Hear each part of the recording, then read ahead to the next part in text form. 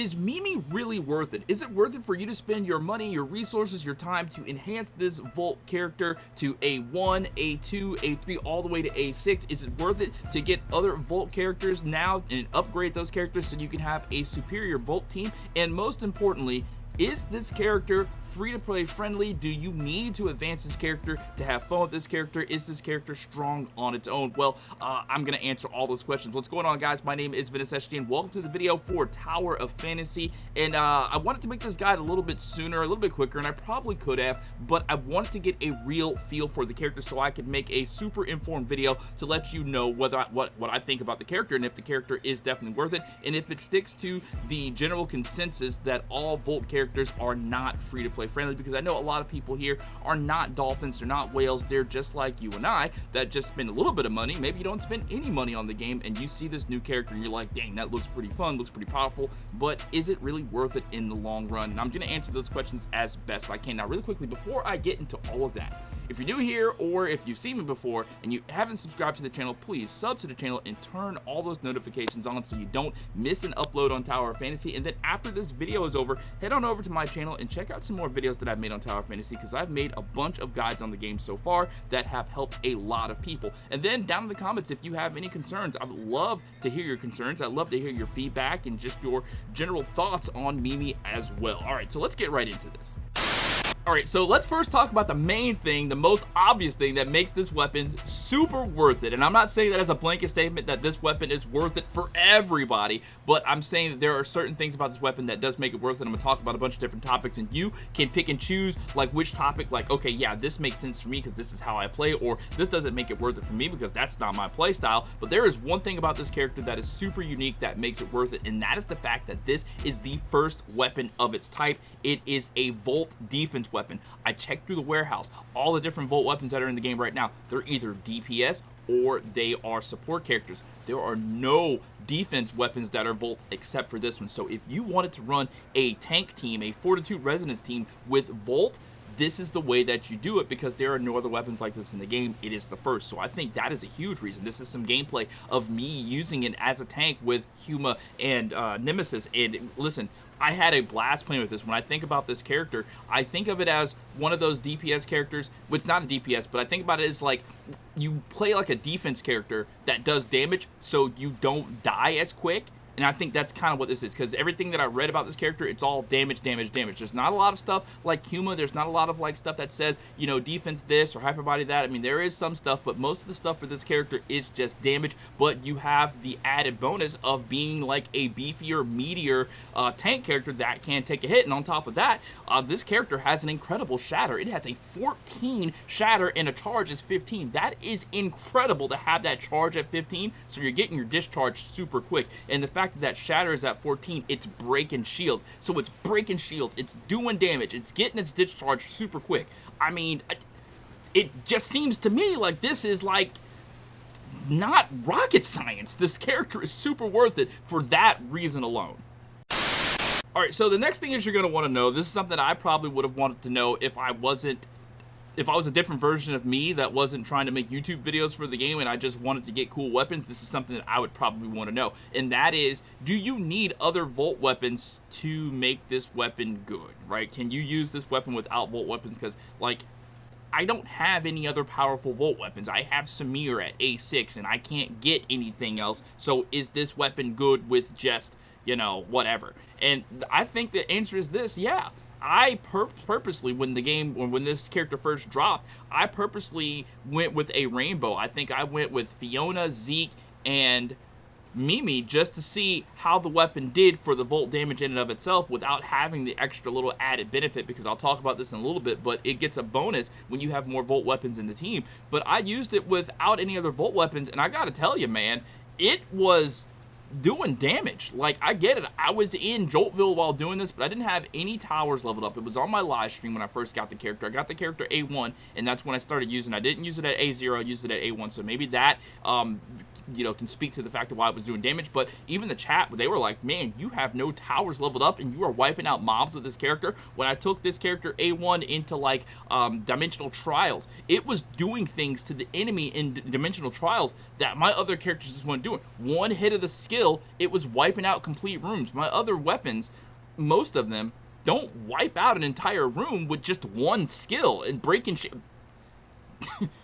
Like, it does good without other Volt weapons is all I'm trying to say. Now, with other Volt weapons, it does great. Now, let's talk about what happens when you have it with other Volt weapons. Okay, so the first thing to note when talking about this character and other Volt weapons, it has a passive on its skill. The skill is actually called Azure Moon. And basically says, an Azure Dragon soars through the sky. The skill is so good. During this time, grant Hyperbody to the Wanderer and deal damage equal to 1,777.5% of attack plus 6,166 nearby targets. The Azure Dragon will circle for 8 seconds. During this time, continuously consume Qilong's might and summon up to 8 lightning strikes. Every lightning strike deals damage equal to 649.9% of attack plus 2,254 to nearby targets. And when the Azure Dragon appears, deal damage again equal to 1,485% of attack plus 5,151 to nearby targets. Cooldown 30 seconds, and this cooldown cannot be lowered by below 20 seconds. Azure Moon can accumulate up to 2 stacks of skill uses, and then it says this, passive. This is the important part. Listen to this. When 3 Volt weapons are equipped, after Azure Moon lands a hit, deal damage equal to 250% of attack to the target every 2 seconds for 30 seconds. So that is like huge in and of itself, bro. You have more than 1 Volt weapon or 3 Volt weapons equipped, you're doing extra damage. And listen to that. You're doing extra damage. So it means to me that they didn't really specifically mean for this weapon to be a Fortitude Resonance tank weapon, although it has that ability, but damage, okay? You put on this weapon and 2 DPS Volt weapons to get the attack resonance bonus, and you're doing damage. And additionally, adding on to all of that, at 3-star advancement with this weapon, now it's not necessary, but if you do happen to get 3-star advancement on this weapon, it says, when the Azure Dragon is equipped, reduce all Volt weapon base skill cooldowns by 20%. I don't need to tell you how huge that is because you get to spam some skills. You do a skill, do a auto attack or something like that, and go switch to another skill. Bro, the skill cooldown is crazy, actually. When Azure Dragon is equipped, reduce all Volt weapon base skill cooldowns by 20%. This is not affected by other cooldown clearing, resetting, or changing effects. Additionally, increase the Wanderer's Volt damage by 15%. This effect works in the offhand slot. I mean, what else can I say? You get extra added benefits for having more Volt characters on your team, and on top of the extra like Volt resonance. So that's huge if you get this weapon and get it at A3. Alright, so if you know anything about me, you've come to my live streams before, you know I am not into turning this game into a math equation. I'm not with this, if you use 4-piece this, 2-piece this, 2-piece this, with this, because I don't have everything in the game. I am not a super mega whale. I can't get everything in the game, so it doesn't make sense for me to focus on every little minute, like micromanaging detail in, as far as numbers go. So I'm not a super numbers guy, but I do like putting up numbers. So when it comes to like the skills, the best skills to use, I think I have to tell you that she has one skill. This weapon has one skill in particular that is so freaking good, and it's one of the normal attacks, and it is simply called Thunderburst. Alright, and I'll read it to you. It says, while on the ground, tap and hold normal attack to trigger Thunderburst. Continuously fire lightning at target, consuming endurance, during which the Wanderer gains Hyperbody. Every attack that lands deals damage equal to 53.5% of attack plus 186 to nearby targets. At the same time, summon 1 Azura every 1.5 seconds that fires shockwaves, dealing damage equal to 99% of attack plus 343 to nearby targets. The Wanderer gains a shield equal to 10% of max HP every 1.5 seconds, stacking up to 15%, lasting for 15 seconds from the creation of the first shield. After activating Fortitude Resonance, whenever Thunderburst Shockwave lands a hit, nearby targets are taunted for 2 seconds. Every time Thunderburst produces a shield, nearby teammates will additionally receive shield up to 10% of the Wanderer's max HP. Listen, I'm going to be honest with you. I knew that the skill was amazing when I first started using it, but after reading all of that, brother, is the weapon really worth it at a nothing? I don't know. You be yes, man. That is freaking good. For a character, for a player who loves to be the tank, that's good. When I was tanking with this character earlier and I noticed that I had some other OP people with me, I had the boss's attention. That taunt, it really works. The boss was following me around, and when you are tanking, that is so damn important to keep that boss's attention on you so it doesn't go after your DPS and like one-shot them. It doesn't go after your healer and one-shot them. But you gotta have the ability to like keep yourself alive. Your healers gotta do their job to keep you healed. I mean, it's all like a working clock. You know, you put those pieces together to work. But this makes it easier for the healer. I was talking to my friend Sinisteria, asking him, like, hey, how was the healing going? And he was like, I didn't have any trouble healing you at all. You were doing great. It was, I don't know. I think the weapon is great for a tank weapon. It is super great for a DPS weapon. And like, not really a DPS weapon, but when you have that attack resonance and you have the extra added DPS damage, I think it's huge. Yeah, man.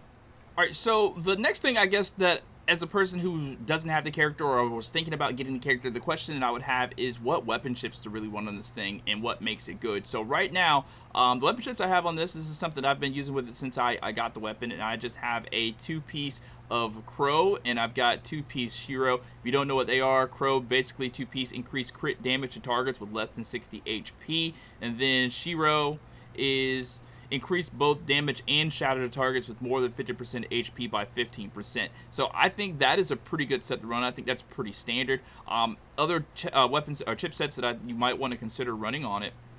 The Zero 2-piece set, upon using a discharge skill to switch to the current weapon, gain a shield equal to 150% for 6 seconds, so that actually might be one good option. And then, of course, there is the actual set for the character.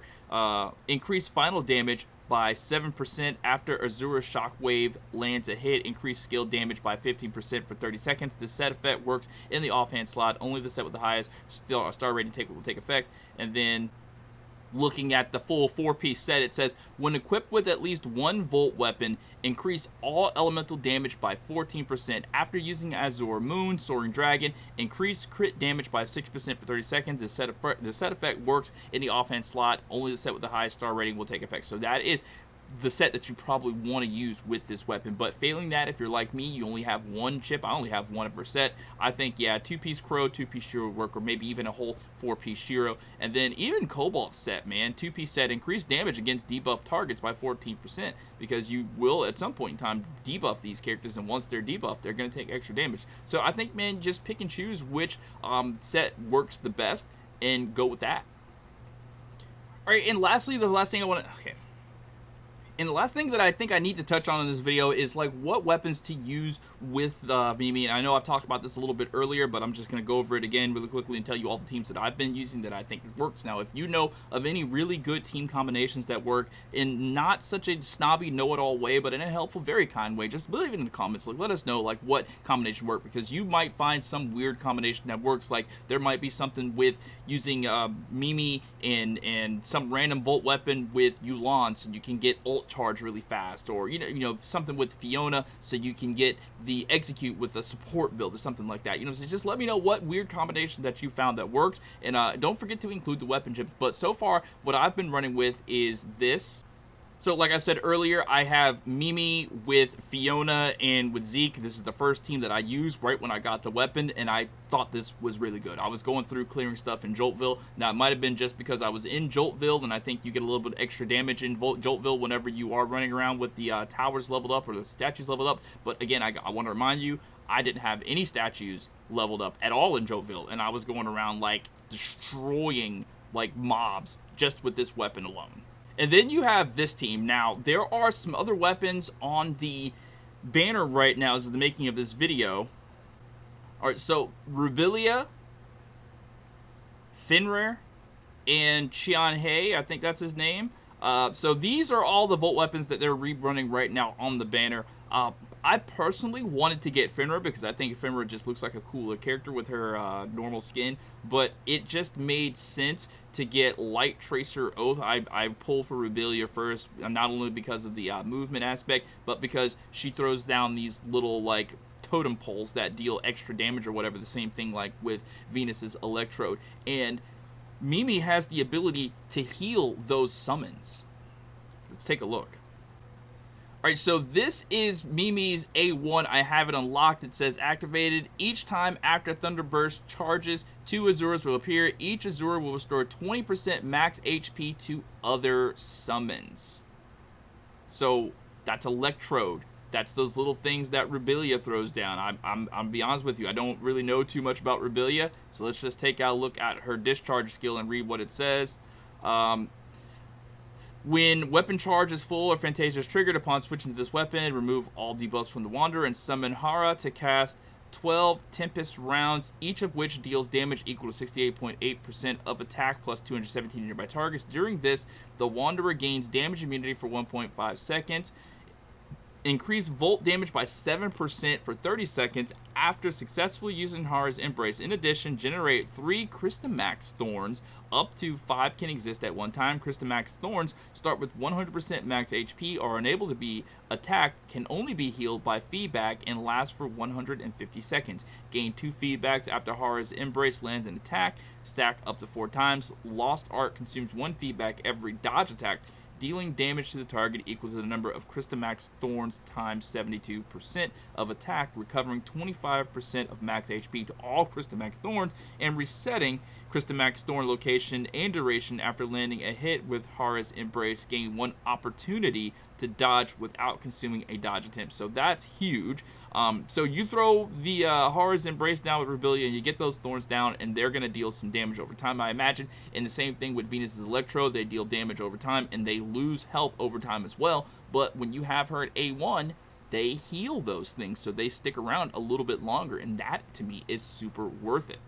So I added, to get the triple weapon Volt damage, I put on the only other like DPS weapon I have for Volt, and that's going to be Samir. I've got Samir at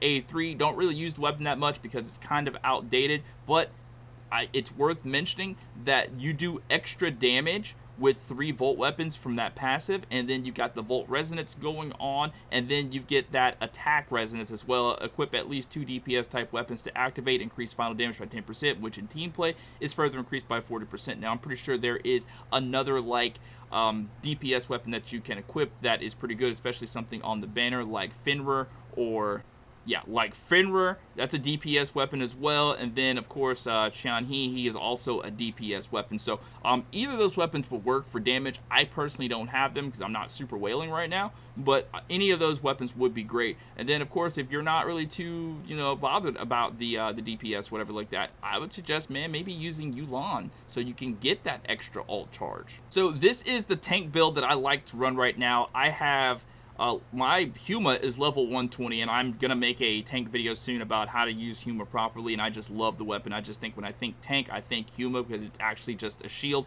Some people might think I'm faded. Let me know down in the comments if you think I'm faded about this, but I put this weapon on, I put this weapon on.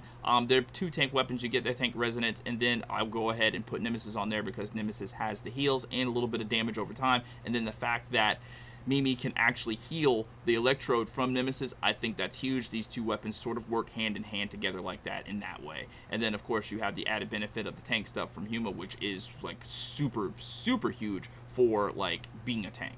And then, of course, you have this balanced build. You've got Rebellia with Mimi and Nemesis weapons I've already talked about before for obvious reasons. You can actually DPS and then get some healing back. I mean, this is a tank weapon, so you're not going to take that much damage when you have this weapon activated, equipped, and leveled up. But the added fact that you have this weapon healing you at the same time, plus you have your healer that's healing you if you're doing like a raid or something like that, you are going to be pretty much safe and good to go. Your damage isn't going to be as great, but because this weapon more than makes up for the damage with all the other skills that it has, the Volt Resonance, and then the stuff with the A1 and the stuff that it just does for passive, I mean, you're still going to put up some pretty decent numbers. And then, again, you're running around in Joltville, you're going to be putting up decent numbers as well. And then, I mean, if you are this like anal about it, make sure that you go over to your other armors and make sure your armors, they have volt damage on them. They have, like, yeah, see my gloves, that's pretty crappy for volt right now, but that has volt and crit. Like, all these weapons I have right now, they all have some amount of volt damage on them, and I think that that is one thing that if you're not doing right now that doesn't have any volt on it. But if you're not going to make sure your gears have volt damage on them to sort of augment your volt damage attack, I think you're missing out, man. You're missing out. You want to make sure that when you look at your volt score, it says something higher than 10,967.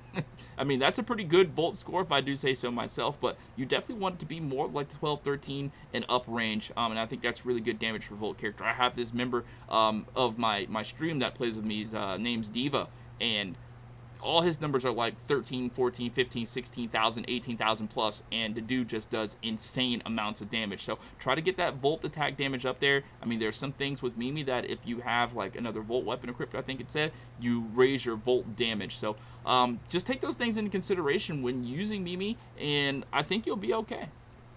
All right, so let's get down to the bottom line, the final say. I've talked about a bunch of different things that make the weapon work for me. Do you think the weapon is worth it for you based on your playstyle? I'm going to say that, does this weapon stick to the stigma of Volt weapons are generally not free-to-play friendly, meaning that they need to be advanced, they need other characters that are also advanced to do serious damage? I think this character, I might be wrong. This is my personal opinion, so don't roast me too much for my personal opinion. And if you have a differing opinion, you don't have to roast. You can just, you know, politely tell me what your differing opinion is and maybe put me up on game. But I think that this character is the first of its kind that sort of breaks out of that stigma of Volt weapons are not free-to-play friendly, because as you see everything that I read with the weapon, it's good. It is really, really freaking good, man, and I think it is a weapon that is worth the time to get, the money to get, the resources to get, to upgrade, and yeah, maybe even get a Volt character. I did it. I didn't want to get Rebelia or any of the other Volt characters because I just don't like the Volt characters. I like running Fire. Fire is free-to-play friendly. I like that, but this character, I can't ignore it.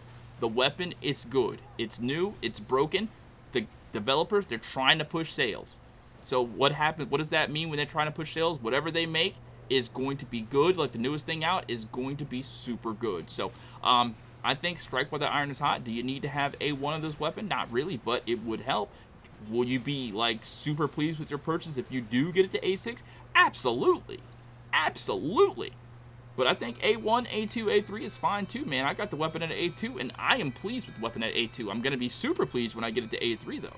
Alright guys, and that's going to be it for this video. Again, I'm sorry that this review came out super late, but I wanted to like really dig deep into this character, learn how to use it, and plus I was like learning Joteville stuff too, so that's why it came a little bit late. I promise you, when Phase C comes out, I can try to pronounce the name, the next Fire character, when that character comes out, I'll try to make the review a little bit sooner, so be sure to sub to this channel with notifications turned on, and come on to the live streams when I do them. And if you have something that you want to say to me specifically, some constructive criticism, say it in a polite way in the comments, because I read all the comments, and chat is continuously helping me in the game, learning how to play the game better and more efficiently. And if you think you have something to add to this collective knowledge, I would love to have you in the streams whenever I do go live on Tower Fantasy. I usually go live around the evening times, you know, 6, 7 o'clock at night, and then I usually go sometimes until midnight, sometimes until over midnight. I try to end before midnight, though. All right, so with all the things being said, man, thank you guys for watching. I hope it was informative, hope it was helpful, hopefully it made you to like make a better decision about whether or not you want to get the character or advance the character or whatever the case may be. I got to tell you one more thing though. When I was doing the raids earlier, I was playing with 4 members from my crew, and I was trying to do the tank role, and dude had A6 Mimi, and bro, I S you not, we went to Apophis and it died instantly. Literally died. It was only 4 of us. It was only 4 of us, and the guy admitted to being a whale, but legitimately, I did 1 dodge skill and it died. And he was like, yeah, I kind of wailed on Mimi. And I was like, whoa, that's ridiculous. Like, he could basically solo Apophis if he wanted to with his character. I don't know, that's just insane to me.